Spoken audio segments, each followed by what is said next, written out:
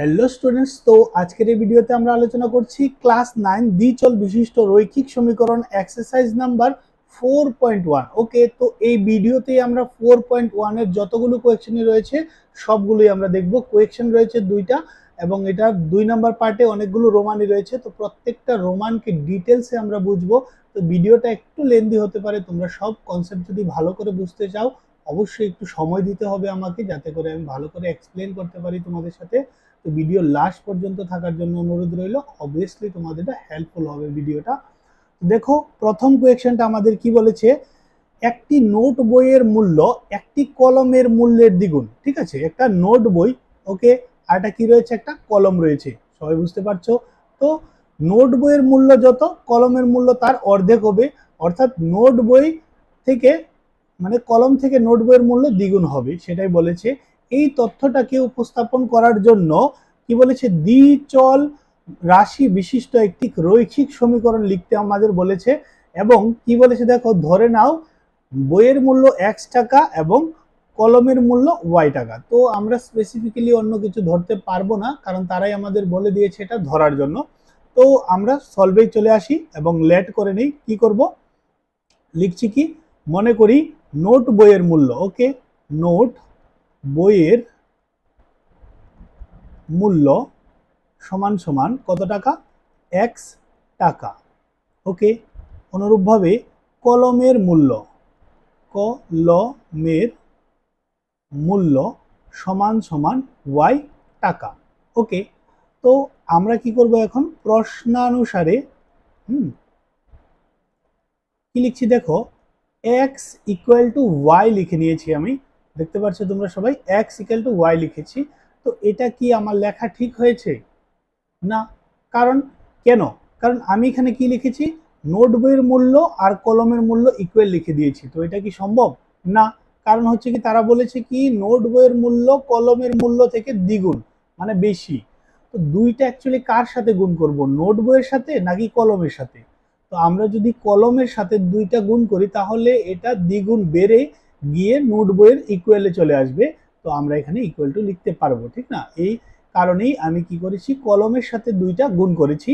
তারপর দেখো, এখন তো আমরা করে নিয়েছি x, আর এই 2y-টা এপাশ থেকে ওপাশে আসলে কি হয়, চিহ্নের পরিবর্তন হয়, অর্থাৎ 2y ইকুয়াল টু 0। তো এটাই হচ্ছে আমাদের রৈখিক সমীকরণটা। ঠিক আছে, ক্লিয়ার সবাই? রৈখিক কথার অর্থ হলো কি, এখানে পাওয়ারে 1 রয়েছে দুটোটা চলরাশি, তাই এটাকে রৈখিক বলা হয়। যদি পাওয়ারে 2 থাকে তাহলে দ্বিঘাত বলা হয়, তোমরা সবাই জানো। 3 থাকলে ত্রিঘাত হয়। ওকে, রৈখিক হইলে কি হয়, একঘাত, অর্থাৎ একটা পাওয়ারে থাকে। তো এটাই হলো আমাদের সমীকরণ। তারপর চলে যাব পরবর্তী কোয়েকশনে। তো এখন দেখতে পাচ্ছি আমরা কোয়েকশন নাম্বার 2 কি দিয়েছে দেখো, নিম্নে প্রদত্ত সমীকরণগুলিকে এই আকারে প্রকাশ করতে হবে। কি আকারে দেখো, ax plus by plus c equal to 0 আকারে প্রকাশ করো, এবং প্রতি ক্ষেত্রে a কত, b কত, c কত, হ্যাঁ, সেগুলোর মান আমরা বের করে দেখাবো। ওকে, তো দেখো, প্রথমত আমাদের এই আকারে ইকুয়েশনটাকে রেডি করতে হবে। ওকে, ax plus by plus c equal to 0। ওকে, তো দেখতে পাচ্ছ এখানে এটা হচ্ছে ax এর টার্ম, এটা by এর টার্ম, আর এটা হচ্ছে cy এর টার্ম। তো এটা তো ইকুয়াল টু এ পাশে চলে রয়েছে আছে, তাই এটাকে আমরা ওই পাশে নিয়ে যাব। ওকে, তো কি লিখবো, অর লিখতে পারো বা লিখতে পারো 2x প্লাস 3y, আর এই পোর্শনটা এ পাশ থেকে ও পাশে গেলে কি হবে, মাইনাস হবে। তোমরা জানো এক সাইড থেকে আরেক সাইডে গেলে কি হয়, চিহ্নের পরিবর্তন হয়। 9.5, হ্যাঁ, 9.35 পুনিপুনক চিহ্ন ইকুয়াল টু এ পাশে আর কিছু নেই, তাই আমরা 0 লিখে নিলাম। এখন এটা সম্পূর্ণ এই আকারে প্রকাশ হয়েছে। ওকে, তারপর এক্ষেত্রে আমরা a ইকুয়াল টু কত দেখব, b ইকুয়াল টু কত, এবং c ইকুয়াল টু কত। তো a কার সাথে থাকে, দেখতে পাচ্ছ তোমরা, a রয়েছে x এর সাথে। তো x এর সাথে আমাদের ইকুয়েশনে কি রয়েছে, x এর সাথে আমাদের ইকুয়েশনে রয়েছে 2, তাহলে a এর ভ্যালু কত হবে, 2। y এর সাথে থাকে b। ওকে, y এর সহগ হচ্ছে b, তো y এর সহগ এখানে আমাদের ইকুয়েশনে কত রয়েছে, 3, তাই আমরা 3 লিখে নিয়েছি। এবং বাদ বাকি যেটা রয়েছে সম্পূর্ণটাকেই c বলবো।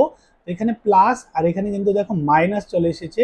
তো সিটা যখন হবে, সি তো হবে এই নাম্বারটা, ঠিক না, 9.35 কুনিপনক চিহ্ন। আর দেখো যদি তুমি এটার সাথে কম্পেয়ার করে লিখছো যেহেতু, তাই এখানে প্লাস হতে হবে, তো আমরা এই মাইনাসটাকে সির সাথে দিয়ে দেব। ওকে, তাহলে এখানে প্লাস হিসাবে ধরা যেতে পারে। ক্লিয়ার সবাই? আর এমনও যদি প্লাস থাকে মাইনাস থাকে তাহলে মাইনাস লিখতে হয়, কোএফিসিয়েন্ট বা সহগ বলতে পারো তোমরা এটাকে। তারপর চলে যাব আমরা রোমান নাম্বার 2। রোমান নাম্বার 2 কি দিয়েছে দেখো, x minus 5y/5 minus 10 equal to 0। তো দেখতে পাচ্ছ এটা অলরেডি সাজানোই রয়েছে এই আকারে, ax plus by plus c equal to 0 আকারে। দেখো এছাড়া তোমরা এটাকে এভাবেও করতে পারো, x মাইনাস না লিখে এখানে প্লাস লিখে ভিতরে মাইনাস লিখতে পারো। ওকে, -1/5 লিখে তারপর y লিখতে পারো, প্লাস লিখে -10টাকে ভিতরে লিখতে পারো ইকুয়াল টু 0। এইভাবে লিখলে হবে, এভাবে যেভাবে লেখা আছে সেভাবেও হবে, কোনো সমস্যা নেই। তো এখানে বা এক্ষেত্রে আমরা কি লিখব, a ইকুয়াল টু কত, b ইকুয়াল টু কত এবং c ইকুয়াল টু কত হবে। তো দেখতে পাচ্ছ তোমরা x এর সাথে কি থাকে, a x এর সহগ। তো x এর সাথে এখানে তো নাম্বার হিসাবে কিছুই নেই, যেহেতু x আছে ফাংশনটা রয়েছে, তাই এখানে কিছু নেই মানে 1 ধরবো আমরা। y এর পাশাপাশি কত রয়েছে, -1/5, তো আমরা এখানে -1/5 লিখে নেব, প্লাস, ঠিক আছে, তারপর কি হয় c, c কত, -10, তো এখানে আমরা কি লিখতে পারবো, -10 লিখতে পারবো। এইভাবেই আমাদের আনসারগুলো চলে এসেছে। তারপর দেখবো আমরা পরবর্তী রোমানটা, রোমান নাম্বার 3। রোমান নাম্বার 3 দেখো কি দিয়েছে আমাদের, সেম ইকুয়েশনেরই রয়েছে, তো বলেছে এই আকারে প্রকাশ করার জন্য। তো ফার্স্ট অফ অল দেখতে পাচ্ছ তোমরা সবাই 6টা এই পাশে রয়েছে, এটাকে ও পাশে নিয়ে যাব আমরা, -2x plus 3y minus 6 equal to 0। ওকে, তো আমরা ইকুয়েশনলি সাজিয়ে নিয়েছি। কেউ যদি চায় তাহলে এভাবেও লিখতে পারে, -2কে ব্র্যাকেটে লিখে x লিখতে পারো, প্লাস 3y, ঠিক আছে, প্লাস লিখে -6কে ব্র্যাকেটে লিখতে পারো ইকুয়াল টু 0, অথবা এভাবেও লিখতে পারো, কোনো সমস্যা নেই। তো এক্ষেত্রে আমাদের a কত হবে, b কত হবে এবং c কত হবে সেগুলো আমরা বের করে নেব। তো দেখতে পাচ্ছ x এর সহগ কত রয়েছে, -2, তাই আমরা এখানে লিখে নেব -2 হয়ে যাবে আমাদের a।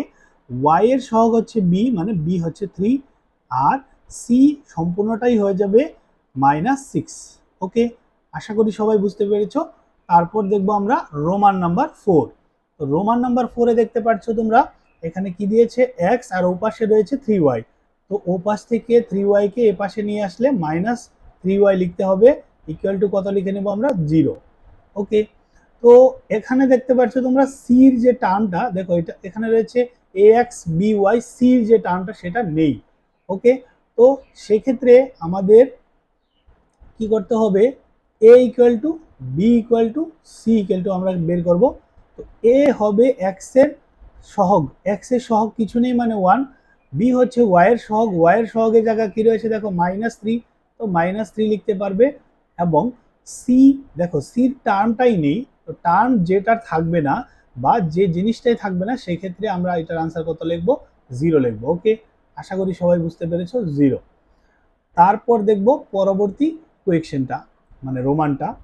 তো দেখো পরবর্তী রোমানে কি দিয়েছে আমাদের, 2x আর এই -5yটা এ পাশে চলে আসলে কি আসবে, +5y, সি টার্ম নেই তো লিখবো না আমরা, 0 লিখে নেব। ওকে, বা লিখবে অথবা অর লিখতে পারো, বাস কমপ্লিট আমাদের সাজানো।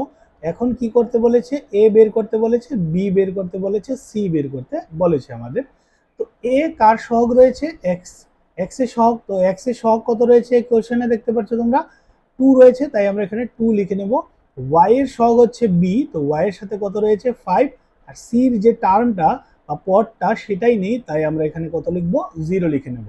ওকে, অনুরূপভাবে আমরা 6 নাম্বারটা করব। তো 6 নাম্বারটা দেখতে পাচ্ছ অলরেডি এটা সাজানো রয়েছে, জাস্ট আমরা এখানে কি লিখে নেব, a কত, b কত হবে এবং c কত হবে সেগুলো বের করলে আমাদের আনসার চলে আসবে। তো x এর সহগ হয়ে যায় a, ঠিক না, তাহলে x এর সহগ রয়েছে কি 3, তাই a হয়ে যাবে আমাদের 3। y এর সহগ হচ্ছে কি b, দেখো y এর যে পদটা সেটা কি রয়েছে এখানে নেই, y দিয়ে কোনো পদই নেই, তাই এখানে 0 লিখে নেব আমরা। আর যে খালি সংখ্যাটা থাকে সেটা কি হয় c, ঠিক না, তাহলে c হয়ে যাবে আমাদের 2। ক্লিয়ার সবাই? তারপর দেখব next Roman number 7 and Roman number 8। Okay, তো 7 নাম্বারটা তো দেখতে পাচ্ছ সাজানোই রয়েছে, কোনো কিছু পরিবর্তন করতে হবে না আমাদের, জাস্ট এখানে বা এক্ষেত্রে লিখে দাও a equal to B equal to C equal to আমরা বের করে নেব। তো এখানে এ কার সাথে থাকে, এক্স এর সাথে, দেখতে পাচ্ছ তোমরা, তো এক্স এর তো এখানে কোনো পদই নেই, তাই আমরা এখানে 0 লিখে নেব। ওয়াই এর সহগ হচ্ছে কি বি, তো ওয়াই এর সাথে কোনো নাম্বার নেই, অর্থাৎ বি কত হয়ে যাবে 1, আর বাকি যে নাম্বারটা থাকবে শুধু সেটা হয়ে যাবে কি সি। চিহ্ন যদি মাইনাস থাকে তাহলে অবশ্যই লিখতে হবে তোমাকে -2। ওকে, তো এখানে দেখতে পাচ্ছ কিছু কাজ রয়েছে, কি এটাকে এ পাশে নিয়ে আসতে হবে। 2x-টাকে যদি আমরা এই পাশে নিয়ে আসি, প্রথম লিখে নেব 2x-টাকে, কারণ x এর টার্মটা প্রথম বসে, তারপর অন্যান্যগুলো বসবে। আর এখানে +5, কারণ 5 তো এই পাশেই রয়েছিল, তাই প্লাস লিখতেই হবে। আর এই ক্ষেত্রে এখন আমরা কি লিখে নেব, এই ক্ষেত্রে লিখব a equal to B equal to C equal to. Okay, তো সাজানো আমাদের কমপ্লিট। এখন x এর সহগ হচ্ছে -2, তোমরা সবাই দেখতে পাচ্ছ, তো সেটা হয়ে যাবে a। বি কার সহগ, y এর সহগ, তো y এর যে কোনো পদই নেই এখানে, তাই আমরা লিখবো কি তা 0।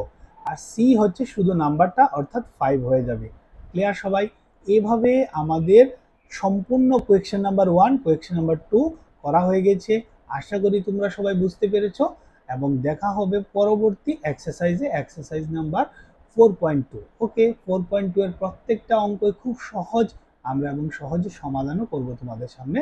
দেখা হবে নেক্সট এক্সারসাইজে, আর সবাই ভালো থেকো এই কামনা করছি।